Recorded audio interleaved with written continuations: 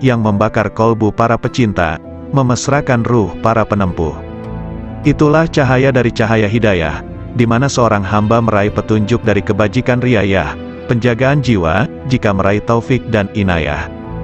Yahya bin Mu'az berkata, aku bertemu kaum arifin yang dilimpahi hikmah. Aku temukan mayoritas mereka tidak memiliki apa-apa, malah mereka dibiayai yang lain. Laits al-Misri, punya saudara yang ada di Iskandariyah.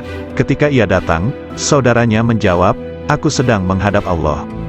Mana faedah dari penghadapanmu pada Tuhanmu? Saudaranya diam. Lalu Laits mengatakan, sang hamba jika menghadap pada Allah dengan keselarasan yang benar, Allah memberikan faedah-faedah yang tak pernah terlintas di hati manusia. Yahya bin Mu'az, manakala bicara suatu hari, tiba-tiba ada orang yang berteriak keras di majelisnya, sembari merobek-robek bajunya. Hai, apa yang kamu katakan? Kalam ahli marifat. Ketika muncul dari sumber rahasia kemanunggalan, ia menggali hati orang yang dibakar rindu dan cinta dengan apinya, lantas sifat-sifat manusiawi sirna. Karena itu kalimat orang yang bertakwa itu posisinya mendekati wahyu. Suatu ketika ada kata-kata terucap dari mereka, lalu ditanya, apa yang membuatmu bicara seperti ini? Hatiku mengatakan demikian, bermula dari pikiranku, dari rahasia jiwaku, dari Tuhanku, katanya. Sandaran hikmah adalah wujudnya hikmah, yaitu barang berharga yang hilang dari penempuh. Ketika ditemukan ia ambil, ia tak peduli dari manapun wadahnya, dari manapun diucapkannya, dari hati mana dinukil atau dari dinding mana terukir atau dari kafir mana didengar. Nilai hikmah, dalam sebuah hadis disebutkan, siapa yang ingin ilmu oleh Allah tanpa belajar, mendapatkan petunjuk tanpa hidayah, maka zuhudlah dari dunia. Setiap hikmah ada ahli dan zamannya, dan zaman itu telah berlalu dengan sejumlah besar ahlinya, sedangkan yang tersisa kini hanyalah musibah, maka kami kepada Allah, dan kami kepadanya kembali. Carilah lampu-lampu kalam kaum arifin sebelum mereka wafat, suatu nikmat yang kalian rasakan kemuliaannya, keutamaannya yang paripurna, dan Luqman dipilih oleh Allah dengan hikmah, karena kemuliaan hikmahnya. Hikmah itu sidikun, kebanggaan mutakun, firdaus para arifun, warisan para nabi dan mursalun, burulah sebelum sirna. Dian-dian cahaya manusia di setiap bumi, merekalah ulama generasi mulia. Ilmunya memancarkan cahaya di setiap lembah bagai purnama yang membias tanpa awan. Jalan istiqomah diriwayatkan oleh Ummu Habibah.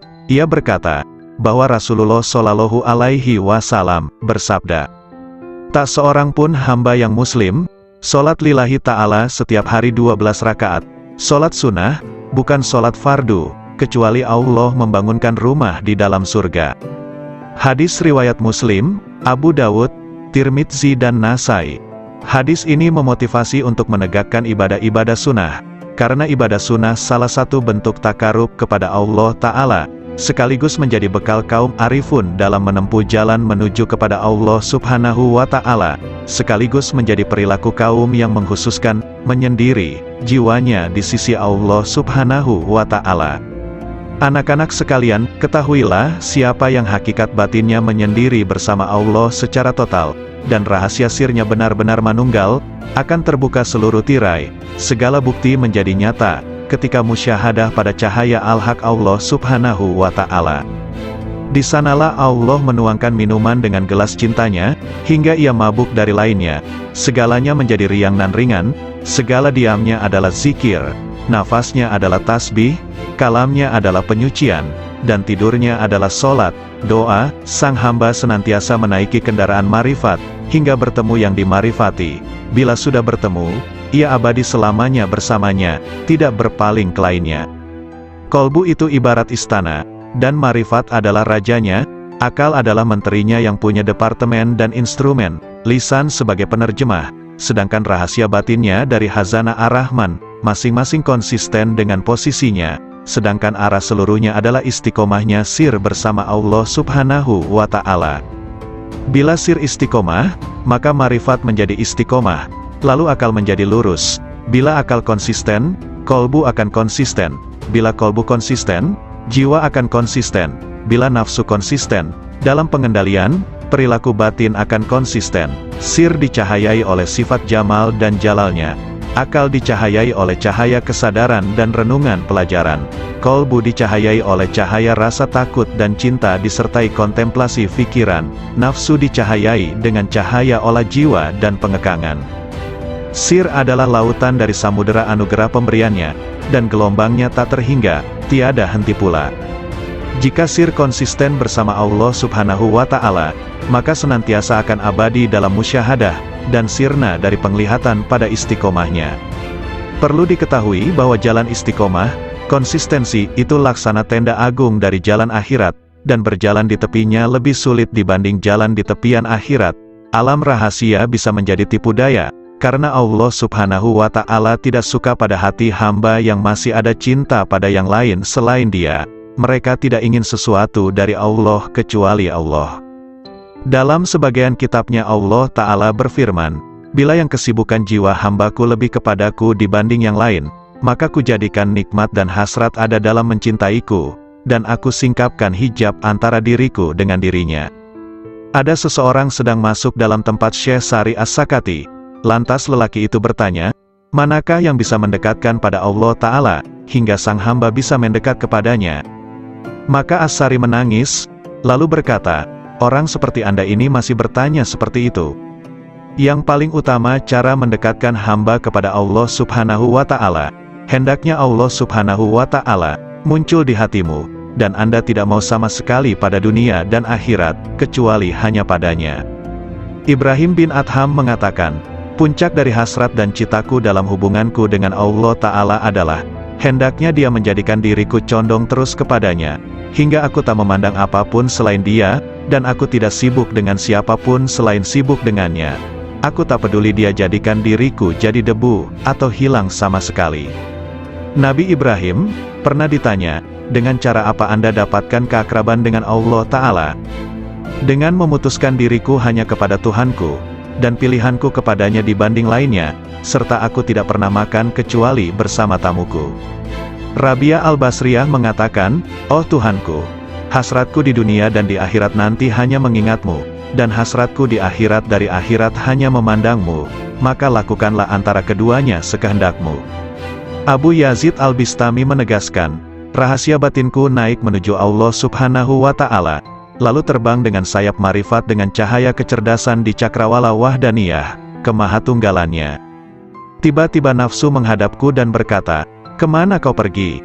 Akulah nafsumu dan engkau harus bersamaku.' Namun rahasia batinku, sir, sama sekali tidak menoleh padanya. Kemudian makhluk-makhluk lain menghadap sirku, mereka bertanya, 'Kemana kau pergi? Kami adalah teman dan tempat curhatmu, engkau harus bersama kami, demi solidaritas padamu.' Sirku sama sekali tidak menoleh. Lantas surga dengan segenap isinya menghadap sirku. Mereka bertanya, 'Kemana engkau pergi? Engkau itu bagiku dan engkau harus di sini denganku.' Maka sirku sama sekali tidak berpaling. Lalu anugerah dan pemberian menghadapku, begitu juga karomah-karomah, hingga melewati kerajaannya, sampai pada kemah fardaniyah, ketunggalannya, lantas melampaui universalitas dan keakuan, hingga sirku sampai di hadapan Allah Subhanahu wa Ta'ala. Dialah yang kucari." Allah Subhanahu wa Ta'ala berfirman kepada Nabi Musa, "Wahai Musa, sesungguhnya orang yang menjumpaiku pasti tidak akan kembali dariku, dan tidak akan kembali kecuali dari jalan lurusku." Abul Abbas Nin Atta mengatakan, "Manakala akhirat muncul dalam diri hamba, dunia menjadi sirna di sisinya, sehingga sang hamba hanya menetap di negeri keabadian. Namun manakala sang hamba berada dalam penyaksian Allah Ta'ala, segala hal selain Allah Ta'ala sirna, dan hamba abadi bersama Allah Subhanahu wa Ta'ala." Ada lelaki di hadapan Abu Yazid, berkata, "Ada informasi sampai kepadaku bahwa engkau punya Ismul Azam, sangat senang jika engkau mengajariku." Abu Yazid menjawab, "Nama Allah itu tidak terbatas, namun kosongkan hatimu hanya bagi kemahaesaannya, meninggalkan berpaling pada selain Allah Ta'ala. Jika Anda bisa demikian, raihlah isem, nama, manapun yang kau kehendaki, maka dengan isem itu Anda bisa pergi dari timur hingga barat, dalam sekejap dan Anda telah kembali." Zunnun Al-Misri mengatakan, "Ketika aku naik haji, tiba-tiba ada anak muda mengatakan, 'Oh Tuhanku, aku telah mengumpulkan tebusanmu, dan engkau maha tahu, lalu apa yang engkau berlakukan pada mereka?' Lalu ku dengar suara, tebusanku banyak, dan yang mencariku sedikit. Sebagian sufi ditanya, seberapakah antara Allah subhanahu wa ta'ala dan hambanya? 4 langkah saja, 1 langkah meninggalkan dunia, 1 langkah meninggalkan makhluk, 1 langkah meninggalkan nafsu, dan 1 langkah meninggalkan akhirat, maka sang hamba sudah di hadapan Allah subhanahu wa ta'ala, jawabnya. Sari berkata, siapa yang bangkit untuk taat kepada Allah Ta'ala tanpa ada yang lain, Allah akan memberi minuman dari mata air cinta darinya, dan dihantar menuju tempat yang benar. Sayyidina Ali karramallahu wajhah mengatakan, orang arif manakala keluar dari dunia tak ada pemandu maupun penyaksi di hari kiamat, tidak ada malaikat Ridwan di surga, juga tidak ada malaikat Malik di neraka. Beliau ditanya, lalu di mana sang arif dijumpai? Di hadapan Allah yang Maha Diraja, di tempat yang benar. Ketika mereka bangkit dari kuburnya, mereka tidak bertanya-tanya, mana keluarga dan anakku, mana Jibril dan Mikail, mana surga dan pahala, namun justru berkata, manakah kekasihku dan kemesraan hatiku? Kolbu kaum arifin punya mata yang memandang apa yang tak biasa dipandang manusia. Sedangkan lisannya berkata dengan rahasia batinnya munajat dari malaikat-malaikat mulia di sisinya yang mencatat sayap-sayap yang terbang tanpa bulu hinggap di sisi Rabbul Alamin. Lalu bagai gembalaan di taman suci menari dan meminum dari lautan para rasulnya, para hamba yang menuju kepadanya hingga mendekat, sampai bertemu dengannya. Di balik keajaiban kasih sayang, Rasulullah Shallallahu Alaihi Wasallam bersabda, orang yang memiliki kasih sayang, bakal disayang oleh Allah yang Maha Penyayang, yang Maha Memberi berkah dan Maha Luhur. Karena itu berikan kasih sayang kepada siapapun di muka bumi, maka yang di langit akan menyayangimu. Hadis riwayat Ahmad, Abu Dawud dan Tirmidzi. Dalam hadis yang mulia ini ada keajaiban yang luar biasa dari ilmu-ilmu dan rahasia Allah, di mana Al-Mustafa Nabi Muhammad Shallallahu Alaihi Wasallam memerintahkan adanya cinta dan kasih sayang terhadap semua makhluk di muka bumi, agar kasih sayang dari malaikat luhur di langit melimpah pula. Karena langit adalah jalan bagi turunnya kasih sayang ilahi, dan tempat sumber limpahan-limpahan alam cinta dan kasih sayang, sekaligus tempat hunian para malaikat yang dijadikan sebagai perantara rahasia-rahasia antara dirinya dan para makhluknya. Bila Allah melimpahkan rahmat dalam rahasia malaikat rizki, maka Allah memberikan pertolongan kepada pencari rizki. Bila Allah melimpahkan rahmat kepada rahasia pencatat amal, maka Allah memberikan kelupaan hamba terhadap keburukan-keburukan. Bila Allah melimpahkan pada rahasia malaikat rakib, maka Allah memberikan pertolongan dan kasih sayang. Kasih sayang adalah perilaku jiwa kaum arifin dan sekaligus menjadi miraj kalbunya menuju Tuhannya. Sedangkan hamba-hamba Allah yang arifin tadi merupakan pantulan manifestasi rahmat Tuhan semesta alam bagi para makhluknya, dan Dia adalah Maha Suci nan Maha Cinta dan Kasih. Anak-anak sekalian, bila kalian mewujudkan sifat kasih sayang kepada sesama makhluk, Anda pasti dirahmati. Jika Anda bermajlis dengan kaum arifin, pasti Anda sukses jiwamu. Jika Anda bertanya pada kaum yang penuh hikmah Rabbaniyah, pasti Anda mendapatkan pengetahuan. Segala sesuatu itu ada kuncinya. Kunci ilmu itu bertanya, jika tidak tahu. Jika Anda bisa hendaklah bermajlis dengan kaum arifin, yang bisa Anda gali pengetahuan mereka dan hakikat rumusnya, kelembutan isyaratnya, maka sungguh Anda meraih keuntungan. Karena yang paling mulia di antara para ulama adalah ulama Robbaniyun, yang sangat agung dibanding siapapun di muka bumi selain Allah. Karena mereka ini adalah kekasih-kekasih Allah dan pengemban amanah rahasianya. Maka jagalah kehormatan mereka, gerakkan intuisi mereka dengan bertanya yang baik. Karena gejolak ombak dari intuisi kaum arifin itu tidak akan pernah sirna keajaibannya. Maka cukuplah disebut tolol bagi seseorang yang tidak mau belajar pada mereka, meraih limpahan dari kemampuan mereka, padahal Allah subhanahu wa ta'ala telah berfirman, bertanyalah kepada ahli zikir manakala kalian tidak tahu. Nabi Shallallahu Alaihi Wasallam juga bersabda, bermajlislah dengan orang-orang yang berjiwa besar dan bertanyalah kepada para ulama dan bergaullah dengan para ahli hikmah ilahiyah. Adab pencari ilmu. Zunnun al-Misri berkata, ada seorang tokoh di Maroko diceritakan sifat-sifatnya padaku, hingga akhirnya aku menempuh perjalanan ke sana. Selama 40 hari aku diam di sana, namun aku tidak mendapatkan pengetahuan apa-apa. Saya tahu tokoh itu sangat sibuk dengan Tuhannya, padahal aku pun juga tidak pernah sedikit pun mengurangi rasa hormatku. Suatu hari ia melihatku. "Dari mana seorang pengembara ini?" tanyanya. Aku ceritakan perjalananku dan sebagian kondisi jiwaku. "Apa yang membuat Anda kemari?" "Saya ingin menggali ilmu Anda," kataku. "Takwalah kepada Allah dan pasrahlah kepadanya, karena Dia adalah yang maha memelihara dan maha terpuji," katanya kemudian diam begitu lama. "Mohon ditambah lagi bagiku, semoga Allah merahmatimu. Saya ini orang yang sangat asing, dan datang dari negeri yang jauh. Aku ingin bertanya banyak hal yang bergolak di batinku." "Anda ini pelajar, seorang ulama atau peneliti?" tanyanya padaku. "Saya ini pelajar yang sangat butuh pengetahuan." "Nah, Anda sebaiknya tetap di posisi Anda sebagai pelajar. Jagalah adab dan jangan melampaui batas, sebab jika Anda melampaui batas adab tadi malah rusak manfaatnya." Para cendekiawan itu dari kalangan para ulama, sedangkan para arifun itu dari kaum sufi yang menempuh jalan kebenaran dan menempuh segala jerih payah kesusahan. Mereka pergi dengan kebajikan dunia akhirat. Semoga Allah memberikan rahmat padamu. "Kapankah seorang hamba sampai pada tahap yang Anda ungkapkan sifatnya itu?" tanyaku lagi. "Jika ia telah keluarkan hatinya dari sebab akibat duniawi." "Kapan seorang hamba bisa demikian?"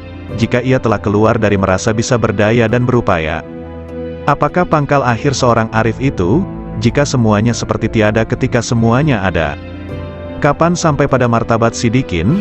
"Jika sudah mengenal dirinya." "Kapan mengenal dirinya?" "Jika telah tenggelam di lautan anugerah, dan keluar dari tempat keegoannya dan berpijak pada langkah keluhuran." "Kapan sampai pada sifat-sifat itu?" "Bila ia duduk di kapal ketunggalan." "Apa kapal ketunggalan itu?" "Menegakkan ubudiyah yang benar."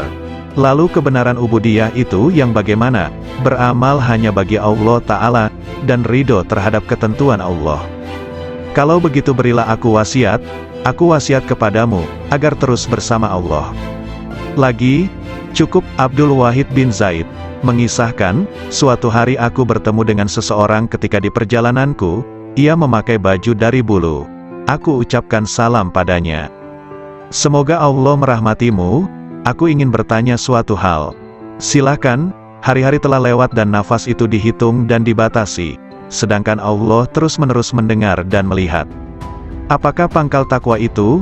'Sabar bersama Allah Ta'ala,' jawabnya. 'Sabar itu pangkalnya apa?' 'Tawakal pada Allah.' Pangkal tawakal, memutuskan diri hanya bagi Allah. Pangkal memutuskan diri hanya bagi Allah, menyendiri bersama Allah. Pangkal menyendiri, membuang dari hati segala hal selain Allah. Kalau hidup paling nikmat, berbahagia dengan zikrullah. Kalau hidup paling bagus, ya, hidup bersama Allah. Apa yang disebut paling dekat, bertemu Allah. Apa yang paling membuat hati lapar, pisah dengan Allah. Apa sesungguhnya cita-cita sang arif, bertemu Allah. Kalau tanda-tanda pecinta Allah itu, mencintai zikrullah. Apakah mesra berbahagia dengan Allah itu, meneguhkan rahasia jiwa bersama Allah. Apakah pangkal kepasrahan diri itu, menyerahkan diri total terhadap perintah Allah. Lalu pangkal menyerahkan diri total, mengingat pertanggungjawaban di hadapan Allah. Apakah kegembiraan paling agung, husnuzon kepada Allah? Kalau manusia paling agung, manusia yang merasa puas jiwanya pada Allah. Lalu siapa manusia paling kuat? Orang yang meraih kekuatan bersama Allah. Kalau orang yang bangkrut itu siapa? Orang yang rela pada selain Allah. Apakah kehilangan harga diri itu, bila menanjak jiwanya tanpa bersama Allah? Kapan seorang hamba terjauhkan dari Allah, bila ia tertutup dari Allah? Kapan seseorang itu tertutup dari Allah, bila di hatinya masih ada hasrat selain Allah? Siapakah orang yang alpa itu? Siapapun yang menghabiskan umurnya tanpa disertai ketaatan pada Allah. Apakah zuhud di dunia itu? Meninggalkan segala hal yang menyibukkan hatinya dari Allah. Siapakah orang yang menghadap Allah? Ya, siapapun yang menghadap pada Allah. Lalu siapa yang lari dari Allah? Siapapun yang lari dari Allah. Apakah kolbun salim itu? Kolbu yang di dalamnya tidak ada lagi selain Allah. Tolong beritahu aku, dari mana Anda makan, dari kekayaan Allah. Apa sih yang Anda sukai? Apapun yang ditentukan Allah padaku. Kalau begitu beri aku wasiat, lakukan taat kepada Allah dan ridolah kepada ketentuannya, bersenanglah dengan zikrullah. maka kalian akan jadi pilihan Allah. Orang yang mengenal Allah tidak akan maksiat. Suatu hari dalam perjalananku, kata Zunnun al-Misri, aku bertemu dengan orang tua, yang di wajahnya ada tanda sebagai kaum arifin. Semoga Allah merahmati Anda. Manakah jalan menuju Allah? Tanyaku padanya. Kalau Anda mengenalnya pasti Anda tahu jalan menuju padanya. Apakah seseorang bisa beribadah kepadanya tanpa mengenalnya? Apakah orang yang mengenalnya itu maksiat padanya? Jawabnya, bukankah Adam itu maksiat padanya dengan keparipurnaan marifatnya? Maka dia lupa, dan kami tidak menemukan baginya tekad. Sudahlah, kita jangan berdebat. Bukankah perbedaan ulama itu rahmat? Memang, kecuali dalam soal konsentrasi tauhid. Konsentrasi tauhid yang bagaimana? Menghilangkan pandangan selain Allah karena kemahatunggalannya. Apakah orang arif itu gembira? Apakah orang arif itu gelisah? Katanya balik bertanya. Bukankah orang yang mengenal Allah itu selalu gundah hatinya? Tidak, bahkan orang yang mengenal Allah kegundahan hatinya sirna. Apakah dunia bisa merubah hati orang arifin? Apakah akhirat bisa mengubah hatinya? Katanya lebih tajam. Bukankah orang arif itu sangat menghindari makhluk? Nauzubillah, sang arif tidak pernah gentar dengan makhluk. Hanya saja dia hatinya hijrah dan menyendiri bersama Allah. Apakah ada yang mengenal orang arif? Nah, apakah ada yang tidak mengenalnya? Jawabnya, apakah sang arif bisa putus asa terhadap perkara selain Allah? Apakah ada orang arif yang masih memandang selain Allah, hingga ia harus putus asa? Apakah sang arif itu juga rindu pada Tuhannya? Apakah sang arif pernah kehilangan Allah, sampai ia harus rindu padanya? Apakah Ismul Azam itu? Hendaknya Anda katakan, Allah. Banyak sekali ucapan Anda tetapi tidak bisa membuat diriku bergetar oleh karisma ilahi, kataku. Karena Anda berkata dari dorongan dirimu, bukan dari dorongan ilahi. Nasihati diriku, sudah cukup banyak nasihat bagimu, yang penting Anda tahu bahwa Dia melihatmu. Lalu aku meninggalkan orang itu. Namun begitu bangkit aku bertanya lagi. Apa yang ingin kau perintahkan padaku? Cukuplah dirimu melihat dirimu dalam seluruh tingkah laku jiwamu.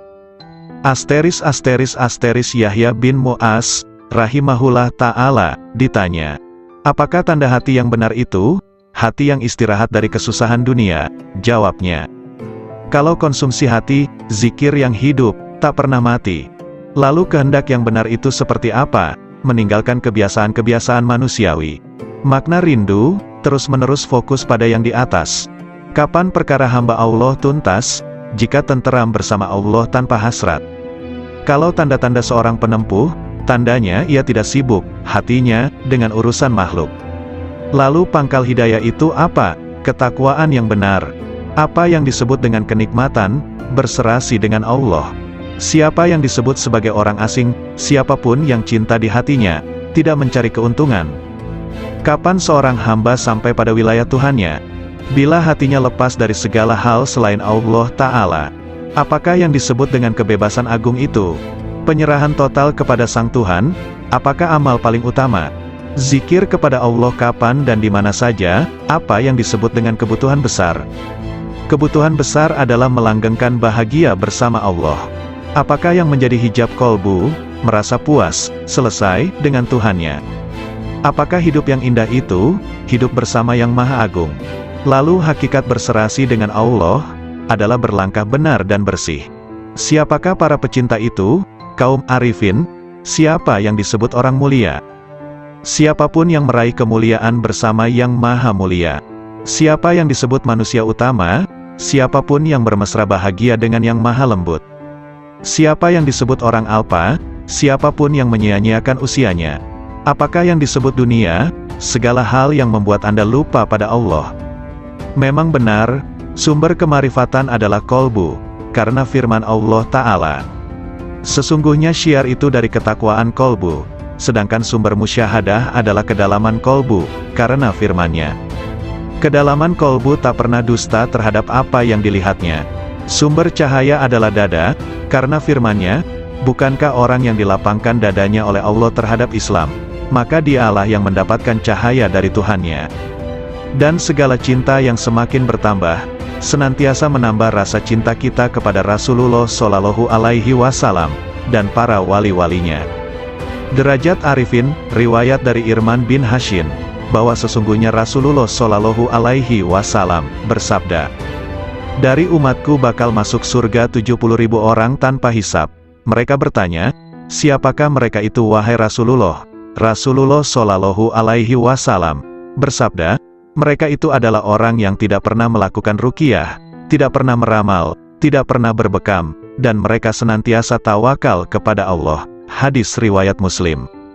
Rasulullah Shallallahu Alaihi Wasallam memposisikan ramalan di urutan kedua, setelah berupaya untuk tidak berobat yang merupakan derajat murni sejati, yang tergolong ahli fana, dan mereka senantiasa dalam kehendak Allah Subhanahu wa Ta'ala.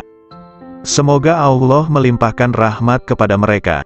Namun betapa sedikit jumlah mereka dalam setiap periode, karena derajat mereka adalah mewujudkan hakikat tawakal kepada Allah Subhanahu wa Ta'ala, kepasrahan total yang meliputi seluruh instrumen sebab akibat dan kehendak. Mereka lah kaum arifin billah yang sesungguhnya. Semoga Allah meridhoi mereka. Amboi, jika orang alim itu terbagi dua, satu golongan yang membuatku terbebas dari keraguan. Dua, satu golongan yang menggunting-gunting diriku dari gunting neraka, tak lebih dan tak kurang mereka itu di mataku. Anak-anak sekalian, ketahuilah orang arif kepada Allah Subhanahu wa Ta'ala dengan marifat yang benar, senantiasa terhanguskan hasratnya di bawah keceriaan dalam wahdaniyahnya, dan tak ada keceriaan mulai dari arasy sampai muka bumi yang lebih besar ketimbang kegembiraan marifat kepada Allah Subhanahu wa Ta'ala.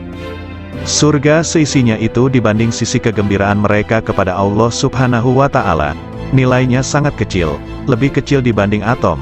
Ketika mereka tahu bahwa marifat adalah kegembiraan paling agung dari segala kegembiraan manapun.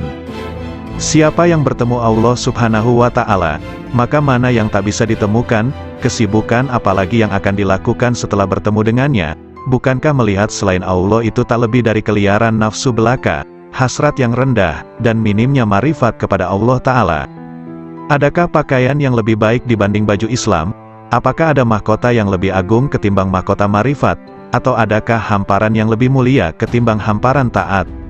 Allah Subhanahu wa Ta'ala berfirman, "Katakan, dengan karunia Allah dan dengan rahmatnya, maka dengan karunia dan rahmat itulah kalian semua bergembira."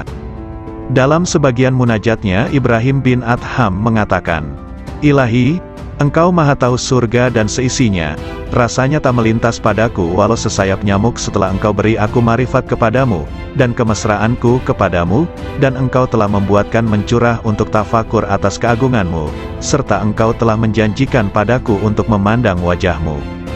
Memang, sesungguhnya derajat terendah kaum arifin itu, manakala Allah memasukkannya ke dalam neraka yang diliputi azab, maka hatinya malah tambah cinta kepadanya, semakin mesra sukacita padanya, dan semakin rindu kepadanya. Ibnu Sirin berkata, "Jika aku harus memilih antara surga dan sholat 2 rakaat, aku memilih sholat 2 rakaat, karena dalam 2 rakaat ada ridhonya Allah Subhanahu wa Ta'ala, takarub kepadanya, sedang dalam surga yang ada kesenangan nafsu dan kesenangan manusia." Ketika Nabi Ibrahim dilemparkan ke dalam api, mereka mengatakan, "Bakarlah dia, dan mintalah pertolongan pada Tuhan kalian," kata mereka. Nabi Ibrahim menjawab, "Cukuplah bagiku Tuhanku dan dialah sebaik-baik tempat berserah diri, sebaik-baik Tuhan dan sebaik-baik penolong." Kemudian Allah Subhanahu wa Ta'ala berfirman, "Wahai api, jadilah dirimu dingin sejuk dan menyelamatkan atas Ibrahim." Berserah diri diriwayatkan, ketika Allah Subhanahu wa Ta'ala berfirman kepada Nabi Ibrahim, "Wahai Ibrahim, engkaulah sahabat dekatku, dan aku sahabat dekatmu. Maka jangan berpaling dariku, yang menyebabkan putusnya hubungan kesahabatan antara diriku dan dirimu. Karena orang yang benar-benar mengaku sahabat dekatku jika dibakar oleh api, hatinya sama sekali tidak bergeser dariku, karena menghormati kebesaranku." Allah Subhanahu wa Ta'ala juga menyebutkan dalam Al-Quran, ketika Tuhannya berkata kepada Ibrahim, "Islamlah," Ibrahim menjawab, "Aku Islam kepada Tuhannya semesta alam." Allah Subhanahu wa Ta'ala mengetahui kepasrahan totalnya, Islam, sampai kemudian ia dilempar dalam api. Abu Abdullah bin Muqatil bermunajat, "Ilahi, janganlah engkau masukkan diriku ke dalam neraka, karena api pun bisa menjadi dingin padaku karena cintaku kepadamu." Abu Ayyub As-Sikhtiyani berkata, neraka itu ditakuti bagi mereka yang lupa akan Tuhannya, lalu dikatakan pada mereka yang lupa itu, rasakan semua atas kelalaianmu dalam pertemuan harimu ini, dengan segenap balasan amalnya.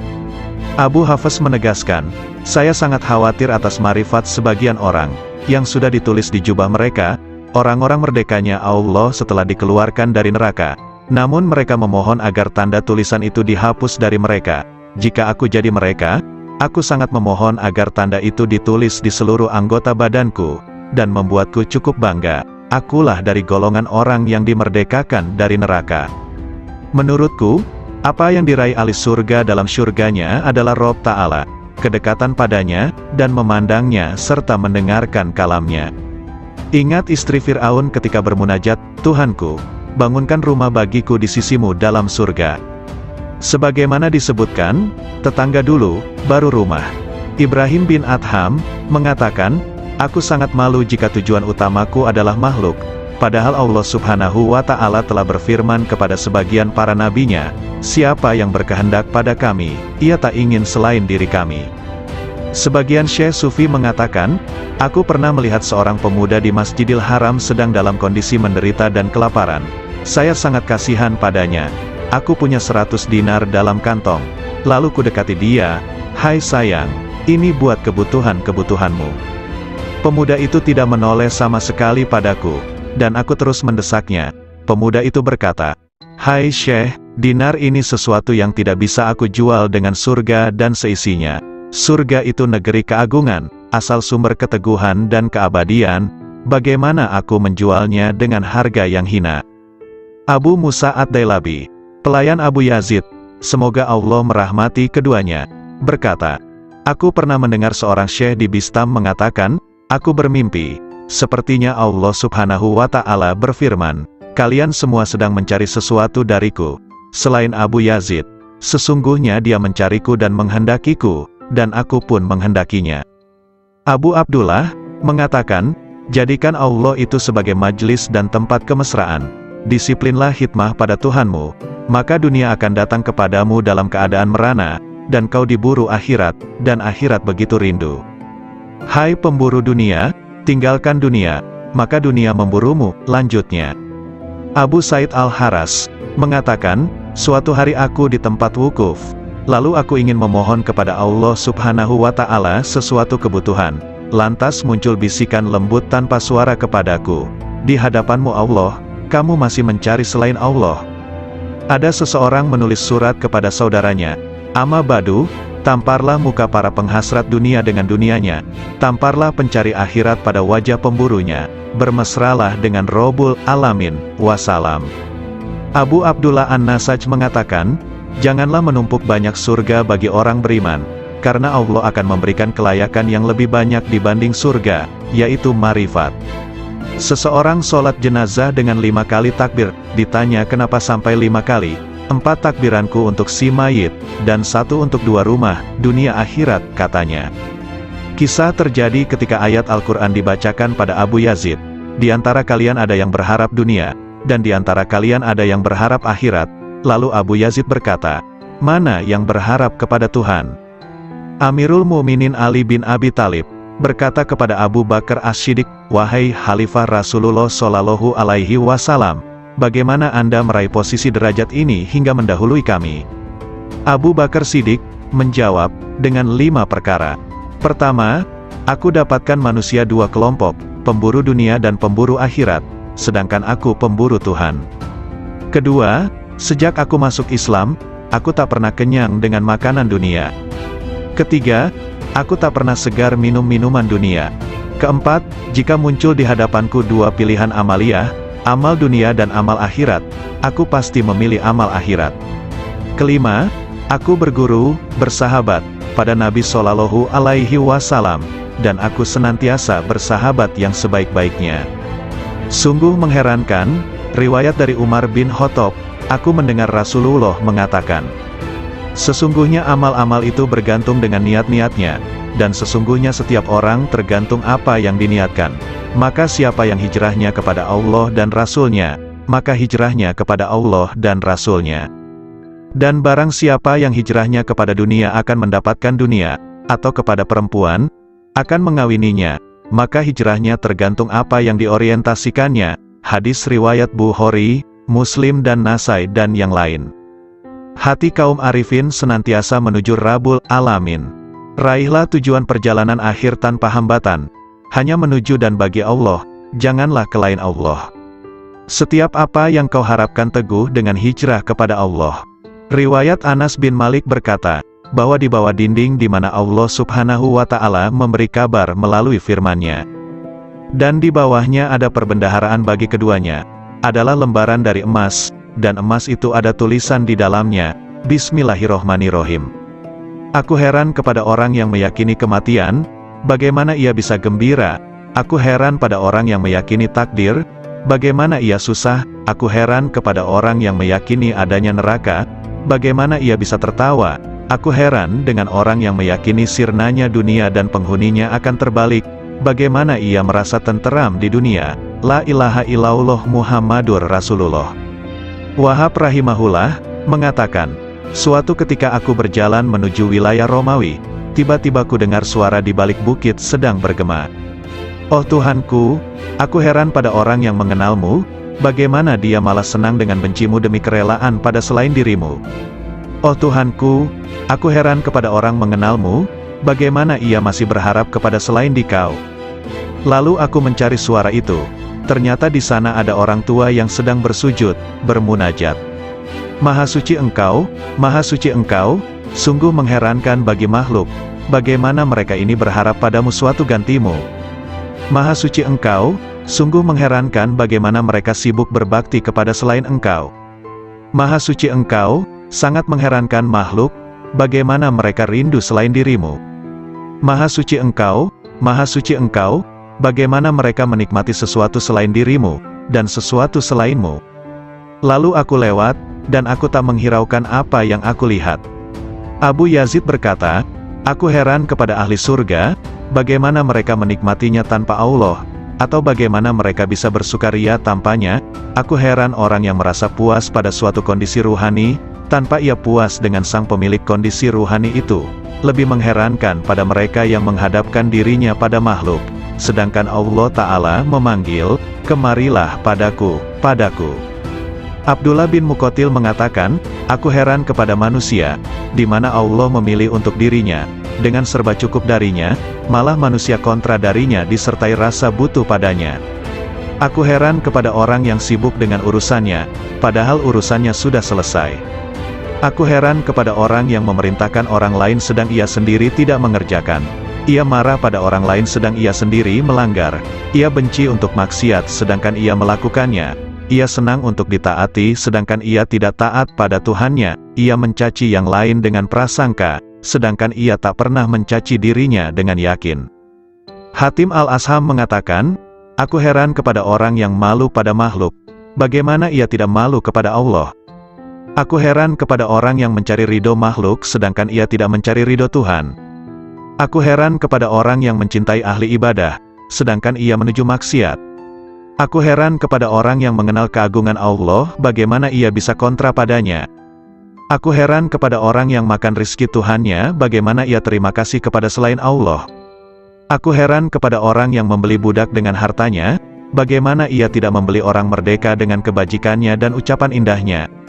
Hunais bin Abdullah berkata, aku heran kepada orang yang malamnya bangun, siangnya puasa, menjauhi larangan-larangannya, namun tidak bisa bertemu dengannya kecuali hanya menangis dan susah belaka.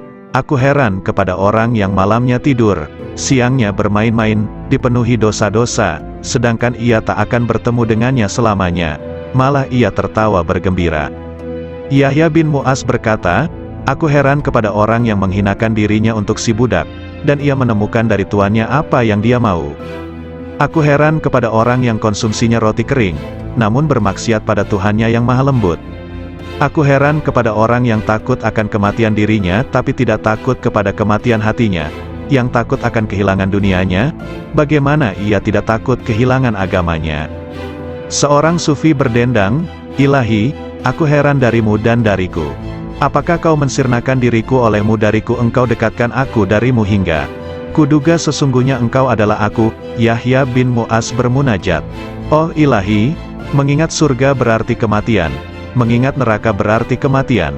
Sungguh mengherankan orang yang hidup di antara dua kematian, soal surga ia tidak sabar, dan soal neraka ia tidak sabar atas siksanya. Dikatakan, mengingat wusyul adalah kematian, mengingat pisah adalah kematian. Bagaimana hati hidup di antara dua kematian? Kematian orang yang marifat itu sangat mengherankan, karena sang arif berada di antara kegembiraan marifat dan ketakutan pisah dengan Allah Ta'ala. Bagaimana kematian berserasi dengan kesenangan marifat, atau bagaimana kehidupan disertai ketakutan pisah? Aku heran kepada orang yang berkata, aku mengingat Tuhanku. Adakah bisa lupa? Lalu aku mengingat yang kulupa, aku mati jika mengingatmu, kemudian hidup jika bukan karena air wusyulmu. Aku tak pernah hidup lalu kau hidupkan dengan harapan, lalu aku mati oleh kerinduan. Seberapa banyak aku hidup padamu dan berapa aku mati. Kuteguk air cinta, piala demi piala, tak habis-habismu minuman, tak puas-puasnya. Sungguh heran, perkaraku jadi aneh di setiap lorong keanehan, lalu aku jadi heran di setiap lorong keheranan. Assalamualaikum warahmatullahi wabarakatuh. Segala puji bagi Allah, Tuhan seru sekalian alam. Kali ini akan dibacakan artikel yang berjudul Nasihat Nabi Khidir alaihi salam kepada Syekh Malaya atau Sunan Kalijaga. Matahari berbeda dengan bulan, perbedaannya terdapat pada cahaya yang dipancarkannya. Sudahkah hidayah iman terasa dalam dirimu? Tauhid adalah pengetahuan penting untuk menyembah pada Allah. Juga makrifat harus kita miliki untuk mengetahui kejelasan yang terlihat, ya ru'yat, melihat dengan mata telanjang, sebagai saksi adanya yang terlihat dengan nyata. Maka dari itu kita dalami sifat dari Allah, sifat Allah yang sesungguhnya, yang asli dari Allah. Sesungguhnya Allah itu, Allah yang hidup. Segala afalnya, perbuatannya, adalah berasal dari Allah. Itulah yang dimaksud dengan ru'yati. Kalau hidupmu senantiasa kamu gunakan ru'yat, maka itu namanya khairat, kebajikan hidup. Makrifat itu hanya ada di dunia. Jauhar awal khairat, mutiara awal kebajikan hidup, sudah berhasil kau dapatkan. Untuk itu secara tidak langsung kamu sudah mendapatkan pengawasan kamil, penglihatan yang sempurna. Insan kamil, manusia yang sempurna, berasal dari zatullah, zatnya Allah. Sesungguhnya ketentuan gaib yang tersurat, adalah kehendak zat yang sebenarnya. Sifat Allah berasal dari zat Allah.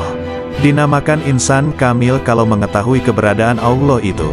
Bila mana tidak tertulis namamu di dalam nuket gaib insan kamil, itu bukan berarti tidak tersurat. Iya, itulah yang dinamakan puji budi, usaha yang terpuji. Berusaha memperbaiki hidup, akan menjadikan kehidupan nyawamu semakin baik. Serta badannya, akan disebut badan Muhammad, yang mendapat kesempurnaan hidup. Syekh Malaya berkata lemah lembut, mengapa sampai ada orang mati yang dimasukkan neraka? Mohon penjelasan yang sebenarnya. Kanjeng Nabi Khidir berkata dengan tersenyum manis, wahai Malaya, maksudnya begini, neraka jasmani juga berada di dalam dirimu sendiri, dan yang diperuntukkan bagi siapa saja yang belum mengenal dan meniru laku Nabiullah. Hanya ruh yang tidak mati. Hidupnya ruh jasmani itu sama dengan sifat hewan, maka akan dimasukkan ke dalam neraka. Juga yang mengikuti bujuk rayu iblis, atau yang mengikuti nafsu yang merajalela seenaknya tanpa terkendali, tidak mengikuti petunjuk Gusti Allah Subhanahu wa Ta'ala. Mengandalkan ilmu saja, tanpa memperdulikan sesama manusia keturunan Nabi Adam, itu disebut iman tadot. Ketahuilah bahwa umat manusia itu termasuk badan jasmanimu. Pengetahuan tanpa guru itu, ibarat orang menyembah tanpa mengetahui yang disembah. Dapat menjadi kafir tanpa diketahui, karena yang disembah kayu dan batu, tidak mengerti apa hukumnya, itulah kafir yang bakal masuk neraka jahanam. Adapun yang dimaksudkan rat idafi adalah sesuatu yang kelak tetap kekal sampai akhir nanti kiamat dan tetap berbentuk ruh yang berasal dari ruh Allah. Yang dimaksud dengan cahaya adalah yang memancar terang serta tidak berwarna, yang senantiasa menerangi hati penuh kewaspadaan yang selalu mawas diri atau introspeksi mencari kekurangan diri sendiri serta mempersiapkan akhir kematian nanti. Merasa sebagai anak Adam yang harus mempertanggungjawabkan segala perbuatan. Ruh idafi sudah ada sebelum tercipta. Syirik itu dapat terjadi, tergantung saat menerima sesuatu yang ada, itulah yang disebut jauharning. Keenamnya jauhar awal. Jauhar awal adalah mutiara ibaratnya. Mutiara yang indah penghias raga agar nampak menarik. Mutiara akan tampak indah menawan. Bermula dari ibarat ketujuh, dikala mendengarkan sabda Allah, maka ruh idafi akan menyesuaikan yang terdapat di dalam zat Allah yang mutlak. Ruh serba pasrah kepada zatullah, itulah yang dimaksudkan ruh idafi. Jauhar awal itu pula yang menimbulkan salat daim. Salat daim tidak perlu menggunakan air wudhu, untuk membersihkan hadas tidak disyaratkan. Itulah salat batin yang sebenarnya, diperbolehkan makan, tidur, syahwat maupun buang kotoran. Demikianlah tadi cara salat daim. Perbuatan itu termasuk hal terpuji, yang sekaligus merupakan perwujudan syukur kepada Allah. Jauhar tadi bersatu padu menghilangkan sesuatu yang menutupi atau mempersulit mengetahui keberadaan Allah yang terpilih. Adanya itu menunjukkan adanya Allah, yang mustahil kalau tidak berwujud sebelumnya. Kehidupan itu seperti layar dengan wayangnya, sedang wayang itu tidak tahu warna dirinya. Akibat junub sudah bersatu erat tetap bersih badan jisimmu. Adapun Muhammad badan Allah. Nama Muhammad tidak pernah pisah dengan nama Allah. Bukankah hidayah itu perlu diyakini? Sebagai pengganti Allah, dapat pula disebut utusan Allah. Nabi Muhammad juga termasuk badan mukmin atau orang yang beriman. Ruh mukmin identik pula dengan ruh idafi dalam keyakinanmu. Disebut iman maksum, kalau sudah mendapat ketetapan sebagai panutan jati. Bukankah demikian itu pengetahuanmu? Kalau tidak hidup begitu, berarti itu sama dengan hewan yang tidak tahu adanya sesuatu di masa yang telah lewat. Kelak, karena tidak mengetahui keislaman, maka matinya tersesat, kufur serta kafir badannya. Namun bagi yang telah mendapatkan pelajaran ini, segala permasalahan dipahami lebih seksama baru dikerjakan. Allah itu tidak berjumlah tiga, yang menjadi suri tauladan adalah Nabi Muhammad. Bukankah sebenarnya orang kufur itu mengingkari 4 masalah prinsip? Di antaranya bingung karena tiada pedoman manusia yang dapat diteladani. Kekafiran mendekatkan pada kufur kafir. Fahir dekat dengan kafir. Sebabnya karena kafir itu buta dan tuli, tidak mengerti tentang surga dan neraka. Fahir tidak akan mendekatkan pada Tuhan. Tidak mungkin terwujud pendekatan ini, tidak menyembah dan memuji, karena kekafirannya. Seperti itulah kalau fahir terhadap zatullah. Dan sesungguhnya Gusti Allah mematikan kefahiran manusia, kepastiannya ada di tangan Allah semata-mata. Adapun wujud zatullah itu, tidak ada satu makhluk pun yang mengetahui kecuali Allah sendiri. Ruh idafi menimbulkan iman. Ruh idafi berasal dari Allah yang Maha Esa. Itulah yang disebut iman tauhid. Meyakini adanya Allah juga adanya Muhammad sebagai Rasulullah. Tauhid hidayah yang sudah ada padamu, menyatu dengan Tuhan yang terpilih. Menyatu dengan Gusti Allah, baik di dunia maupun di akhirat. Dan kamu harus menyatu bahwa Gusti Allah itu ada dalam dirimu. Ruh idafi ada di dalam dirimu. Makrifat itu sebutannya, hidupnya disebut syahadat, hidup tunggal di dalam hidup. Sujud ruku sebagai penghiasnya, ruku berarti dekat dengan Tuhan pilihan.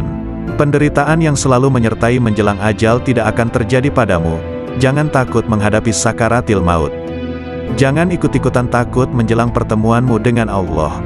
Perasaan takut itulah yang disebut dengan sekarat. Ruh idafi tidak akan mati. Hidup mati, mati hidup. Akuilah sedalam-dalamnya bahwa keberadaanmu itu terjadi karena Allah itu hidup dan menghidupi dirimu, dan menghidupi segala yang hidup. Sastra alif, huruf alif, harus dimintakan penjelasannya pada guru. Jabar jernya pun harus berani susah payah mendalaminya. Terlebih lagi pengetahuan tentang kafir dan syirik. Sesungguhnya semua itu tidak dapat dijelaskan dengan tepat maksud sesungguhnya. Orang yang menjelaskan syariat itu berarti sudah mendapatkan anugerah sifat Gusti Allah. Sebagai sarana pengabdian hamba kepada Gusti Allah, yang menjalankan salat sesungguhnya raga. Raga yang salat itu terdorong oleh adanya iman yang hidup pada diri orang yang menjalankannya.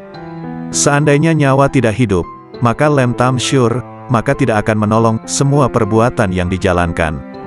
Secara yang tersurat, salat itu adalah perbuatan dan kehendak orang yang menjalankan, namun sebenarnya Allah lah yang berkehendak atas hambanya. Itulah hakikat dari Tuhan penciptanya. Ruh idafi berada di tangan orang mukmin. Semua ruh berada di tangannya, yaitu terdapat pada ruh idafi. Ruh idafi adalah sifat jamal, sifat yang bagus atau indah, keindahan yang berasal zatullah. Ruh idafi nama sebuah tingkatan, makom, yang tersimpan pada diri utusan Allah, Rasulullah. Syarat jisim latif, jasad halus itu, harus tetap hidup dan tidak boleh mati. Cahayanya berasal dari ruh itu, yang terus-menerus meliputi jasad, yang mengisyaratkan sifat jalal, sifat yang perkasa, dan sekaligus mengisyaratkan adanya sifat jamal, sifat keindahan. Jauhar awal mayit, mutiara awal kematian, itu, memberi isyarat hilangnya diri ini. Setelah semua menemui kematian di dunia, maka akan berganti hidup di akhirat. Kurang lebih 3 hari perubahan hidup itu pasti terjadi. Asal mula manusia terlahir, dari adanya ayah, ibu serta Tuhan yang Maha Pencipta. Satu kelahiran berasal dari 3 asal lahir. Ya, itulah isyarat dari 3 hari. Setelah dititipkan selama 7 hari, maka dikembalikan kepada yang menitipkan, yang memberi amanat. Titipan itu harus seperti sedia kala. Bukankah tauhid itu sebagai sarana untuk makrifat? Titipan yang ke-30 hari, itu juga termasuk juga titipan, yang ada hanya kemiripan dengan yang 7 hari. Kalau menangis mengeluarkan air mata karena menyesali sewaktu masih hidup, seperti teringat semasa kehidupan itu berasal dari nur, yang mana cahayanya mewujudkan dirimu. Hal itulah yang menimbulkan kesedihan dan penyesalan yang berkepanjangan. Tak terkecuali siapapun yang merasakan itu semua, sebagaimana kamu mati, saya merasa kehilangan. Mati atau hilang bertepatan hari kematian yang ke-40 hari. Bagaimanakah yang lebih tepat untuk melukiskan persamaan sesama makhluk hidup secara keseluruhannya? Allah dan Muhammad semuanya berjumlah 1. 100 pun dapat dilukiskan seperti satu bentuk, seperti diibaratkan dengan adanya cahaya yang bersumber dari cahaya Muhammad yang sesungguhnya. Sama hal pada saat kamu memohon sesuatu, ruh jasad hilang di dalamnya, kehadirat Tuhan yang Maha Pemberi. Tepat pada hari ke-1000, tidak ada yang tertinggal. Kembalinya pada Allah sudah dalam keadaan yang sempurna. Sempurna seperti mula pertama dalam keadaan yang sempurna. Sempurna seperti mula pertama diciptakan. Syekh Malaya terang hatinya, mendengarkan pelajaran yang baru diterima dari gurunya Syekh Mahyuningrat Kanjeng Nabi Khidir. Syekh Malaya senang hatinya sehingga beliau belum mau keluar dari dalam tubuh Kanjeng Nabi Khidir. Syekh Malaya menghaturkan sembah, sambil berkata manis seperti gula madu. Kalau begitu hamba tidak mau keluar dari raga dalam Tuan. Lebih nyaman di sini saja yang bebas dari sengsara derita. Tiada selera makan tidur, tidak merasa ngantuk dan lapar, tidak harus bersusah payah dan bebas dari rasa pegal dan nyeri. Yang terasa hanyalah rasa nikmat dan manfaat. Kanjeng Nabi Khidir memperingatkan, yang demikian tidak boleh kalau tanpa kematian. Kanjeng Nabi Khidir semakin iba kepada pemohon yang meruntuhkan hatinya. Kata Kanjeng Nabi Khidir, kalau begitu yang awas sajalah terhadap hambatan upaya. Jangan sampai kau kembali, memohonlah yang benar dan waspada. Anggaplah kalau sudah kau kuasai, jangan hanya digunakan dengan dasar bila ingat saja, karena hal itu sebagai rahasia Allah. Tidak diperkenankan mengobrol kepada sesama manusia, kalau tanpa seizinnya. Sekiranya akan ada yang mempersoalkan, memperbincangkan masalah ini, jangan sampai terlanjur, jangan sampai membanggakan diri, jangan peduli terhadap gangguan, cobaan hidup, tapi justru terimalah dengan sabar. Cobaan hidup yang menuju kematian, ditimbulkan akibat buah pikir. Bentuk yang sebenarnya ialah tersimpan rapat di dalam jagatmu. Hidup tanpa ada yang menghidupi kecuali Allah saja. Tiada antara lamanya tentang adanya itu. Bukankah sudah berada di tubuh? Sungguh, bersama lainnya selalu ada dengan kau. Tak mungkin terpisahkan, kemudian tidak pernah memberitahukan dari mana asalnya dulu. Yang menyatu dalam gerak perputaran bawana. Bukankah berita sebenarnya sudah ada padamu? Cara mendengarnya adalah dengan ruh sejati, tidak menggunakan telinga. Cara melatihnya, juga tanpa dengan mata. Adapun telinganya, matanya yang diberikan oleh Allah. Ada padamu itu, secara batinnya ada pada sukma itu sendiri. Memang demikianlah penerapannya, ibarat seperti batang pohon yang dibakar, pasti ada asap apinya, menyatu dengan batang pohonnya. Ibarat air dengan alunnya, seperti minyak dengan susu, tubuhnya dikuasai gerak dan kata hati. Demikian pun dengan Hyang Sukma, sekiranya kita mengetahui wajah hamba Tuhan dan sukma yang kita kehendaki ada, diberitahu akan tempatnya seperti wayang ragamu itu. Karena datanglah segala gerak wayang, sedangkan panggungnya jagat, bentuk wayang adalah sebagai bentuk badan atau raga. Bergerak bila digerakkan, segala-galanya tanpa kelihatan jelas, perbuatan dengan ucapan. Yang berhak menentukan semuanya, tidak tampak wajahnya. Kehendak justru tanpa wujud dalam bentuknya. Karena sudah ada pada dirimu. Permisalan yang jelas ketika berhias. Yang berkaca itu Hyang Sukma. Adapun bayangan dalam kaca itu ialah dia yang bernama manusia sesungguhnya, terbentuk di dalam kaca. Lebih besar lagi pengetahuan tentang kematian ini dibandingkan dengan kesirnaan jagat raya, karena lebih lembut seperti lembutnya air. Bukankah lebih lembut kematian manusia ini? Artinya lembut kesirnaan manusia, artinya lebih dari, karena menentukan segalanya. Sekali lagi artinya lembut ialah sangat kecilnya. Dapat mengenai yang kasar dan yang kecil. Mencakup semua yang merangkak, melata tiada bedanya, benar-benar serba lebih. Lebih pula dalam menerima perintah dan tidak boleh mengandalkan pada ajaran dan pengetahuan. Karena itu bersungguh-sungguhlah menguasainya. Pahamilah liku-liku seolah tingkah kehidupan manusia. Ajaran itu sebagai ibarat benih sedangkan yang diajari ibarat lahan. Misal kacang dan kedelai, yang disebar di atas batu. Kalau batunya tanpa tanah pada saat kehujanan dan kepanasan, pasti tidak akan tumbuh. Tapi bila kau bijaksana, melihatmu musnahkanlah pada matamu. Jadikanlah penglihatanmu sukma dan rasa. Demikian pula wujudmu, suaramu. Serahkan kembali kepada yang empunya suara. Justru kau hanya mengakui saja sebagai pemiliknya. Sebenarnya hanya mengatasnamai saja. Maka dari itu kau jangan memiliki kebiasaan yang menyimpang, kecuali hanya kepada Hyang Agung. Dengan demikian kau Hangraga Sukma, yaitu kata hatimu sudah bulat menyatu dengan Kawula Gusti. Bicarakanlah menurut pendapatmu. Bila pendapatmu benar-benar meyakinkan, bila masih merasakan sakit dan was-was, berarti kejangkitan bimbang yang sebenarnya. Bila sudah menyatu dalam satu wujud, apa kata hatimu dan apa yang kau rasakan? Apa yang kau pikir terwujud ada? Yang kau cita-citakan tercapai?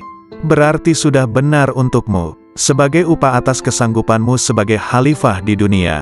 Bila sudah memahami dan menguasai amalan dan ilmu ini, hendaknya semakin cermat dan teliti atas berbagai masalah. Masalah itu satu tempat dengan pengaruhnya. Sebagai ibaratnya sekejap pun tak boleh lupa.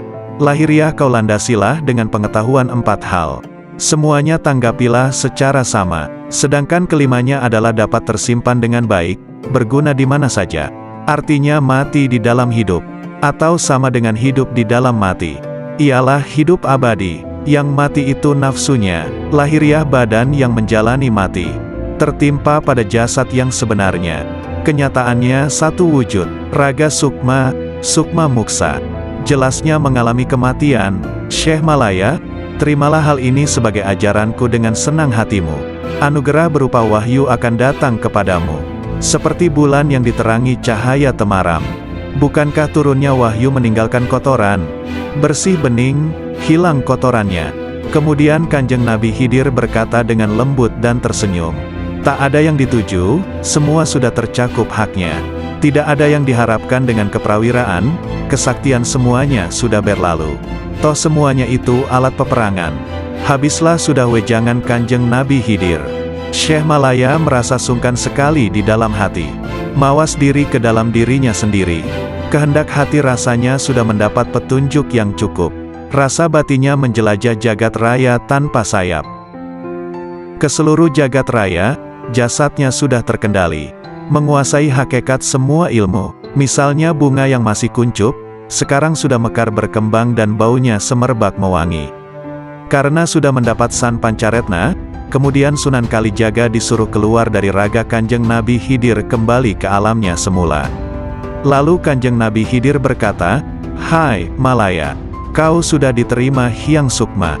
Berhasil menyebarkan aroma kasturi yang sebenarnya. Dan rasa yang memanaskan hatimu pun lenyap. Sudah menjelajahi seluruh permukaan bumi. Artinya godaan hati ialah rasa qanaah yang semakin dimantapkan. Ibarat memakai pakaian sutra yang indah. Selalu mawas diri, semua tingkah laku yang halus. Diserapkan ke dalam jiwa, dirawat seperti emas. Dihiasi dengan keselamatan, dan dipajang seperti permata, agar mengetahui akan kemauan berbagai tingkah laku manusia. Perhaluslah budi pekertimu atau akhlak ini. Warna hati kita yang sedang mekar baik, sering dinamakan kasturi jati.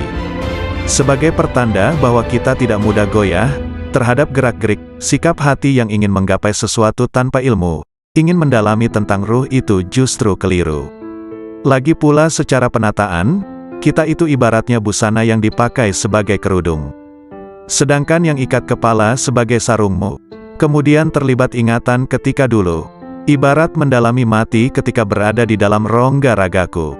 Tampak oleh Sunan Kalijaga cahaya, yang warnanya merah dan kuning itu, sebagai hambatan yang menghadang agar gagal usaha atau ikhtiar atau cita-citanya. Dan yang putih di tengah itulah yang sebenarnya harus diikuti. Kelimanya harus tetap diwaspadai. Kuasailah seketika, jangan sampai lupa. Bisa dipercaya sifatnya. Berkat kesediaanku berbuat sebagai penyekat. Untuk alat pembebas sifat berbangga diri. Yang selalu didambakan siang dan malam. Bukankah aku banyak sekali melekat atau mengetahui caranya pemuka agama yang ternyata salah dalam penafsiran dan penyampaian keterangannya, anggapannya sudah benar, tak tahunya malah mematikan pengertian yang benar. Akibatnya terperosok dalam penerapannya. Ada pemuka agama yang ibaratnya menjadi murung. Ia hanya sekedar mencari tempat bertengger saja, yaitu pada batang kayu yang baik rimbun, lebat buahnya, kuat batangnya. Untuk kemuliaan hidup baru, ada orang yang berkedudukan, ada yang ikut orang kaya. Akhirnya dimasyarakatkan. Ibaratnya seperti sekedar memperoleh kemuliaan sepele. Jadinya tersesat-sesat. Ada pula yang justru memiliki jalan terpaksa. Demikian, artikel ini dimuat di Matops Blog. Assalamualaikum warahmatullahi wabarakatuh. Alhamdulillah, segala puji bagi Allah, Tuhan seru sekalian alam.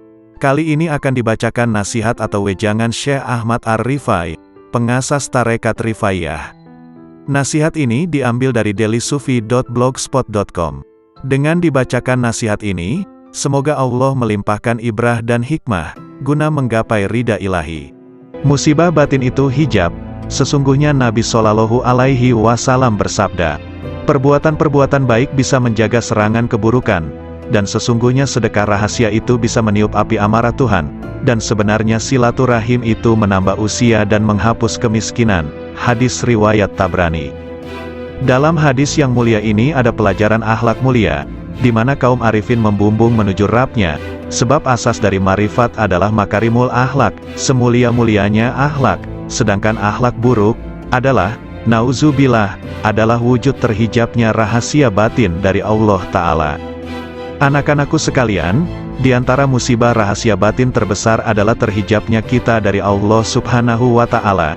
Maka siapapun yang mendapatkan musibah seperti ini, pada dasarnya ia telah menggabungkan musibah-musibah lainnya.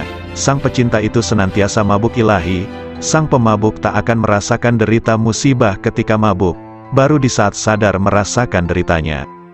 Musibah terhijab dari Allah Subhanahu wa Ta'ala tak bisa diganti atas kehilangannya selamanya, kecuali dengan menepiskan segala hal selain Allah Subhanahu wa Ta'ala. Dari rahasia batin kita, tak ada ancaman lebih serius di dalam Al-Quran dibanding ayat ini. Sekali-kali tidak, sesungguhnya mereka pada hari itu benar-benar terhalang dari melihat Tuhan mereka. Betapa banyak orang yang taat tetapi terhijab dari yang ditaati Allah Subhanahu wa Ta'ala. Betapa banyak orang yang dapat nikmat tapi terhijab dari sang pemberi nikmat. Betapa banyak orang yang tidur, diberi rizki kesadaran bangun ketika ia sedang tertidur. Betapa banyak orang yang sadar tertidur justru setelah ia bangun. Betapa banyak orang yang pendosa, justru diberi rizki kewalian dan meraih derajat abrar. Betapa banyak orang zuhud yang gugur dari wilayahnya, dan menempuh jalan pendosa. Hijab itu siksa jauh dari Allah Subhanahu wa Ta'ala. Betapa banyak ahli amal yang terhijab gara-gara melihat amalnya, jauh dari memandang anugerah Allah Subhanahu wa Ta'ala, hingga mata hatinya buta. Lalu ia terlempar jauh, sementara ia menduga dirinya telah sampai, wusyul, kepada Allah Subhanahu wa Ta'ala, dan tidak ada yang lebih mengerikan di mata orang arif dibanding hijab itu sendiri, walau sekejap mata.